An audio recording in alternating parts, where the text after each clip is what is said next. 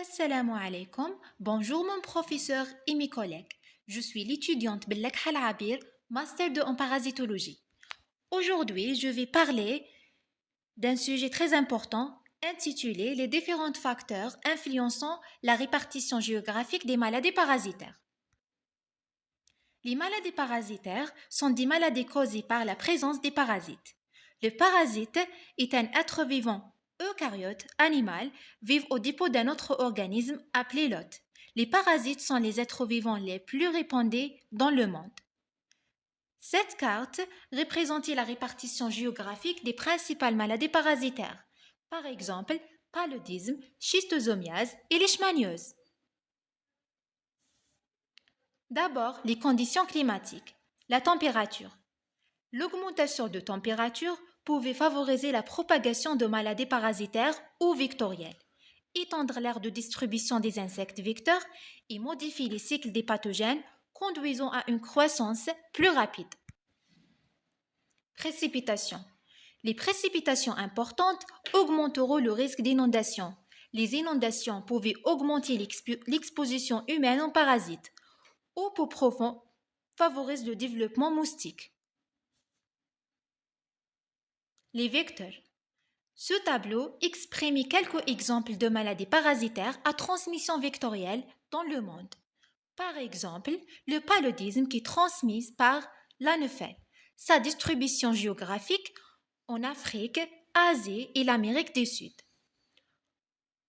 La maladie de sommeil qui est transmise par les gloussines, sa distribution spatiale dans l'Afrique de l'Ouest et l'Afrique de l'Est. Les conditions climatiques pour influencer sur les vecteurs, provoquer une augmentation des périodes d'activité des vecteurs au cours de l'année, une augmentation de la longévité des vecteurs et une diminution de la durée d'incubation des agents infectieux.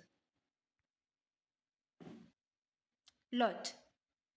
Donc l'hôte, c'est un organisme qui héberge le parasite. L'hôte pour influence par la résistance, c'est-à-dire le système immunitaire des individus.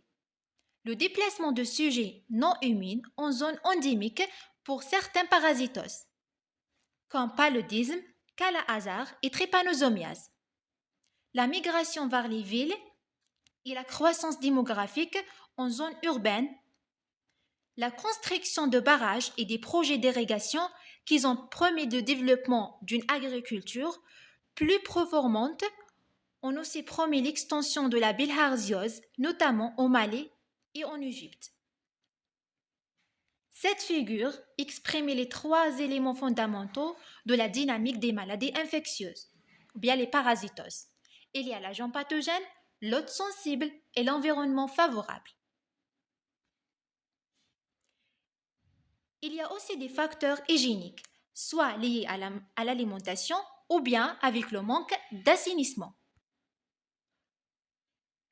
Avec l'alimentation, il y a les végétaux mal lavés, viande mal cuite et l'animal, c'est-à-dire fabrication des farines de viande introduites dans l'alimentation bovine. Par exemple, la maladie de toxoplasmose ou la femme enceinte contaminée par l'ingestion des viandes mal cuites ou bien les légumes et les fruits mal lavés. Le manque d'assainissement.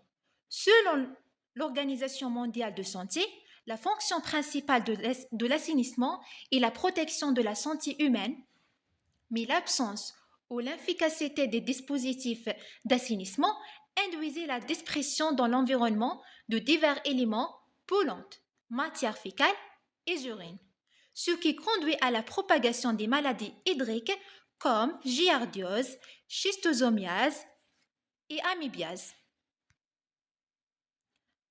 Enfin, le facteur de comportement, soit une alimentation trop sucrée, le comportement sexuel et la consommation de viande. Donc, le comportement sexuel lié avec les parasitoses qui transmettent sexuellement. Par exemple, Trichomonas vaginalis. Consommation de viande liée avec le comportement de population, soit musulmane ou bien les pays d'Europe. soit viande de bœuf ou bien la viande de porc.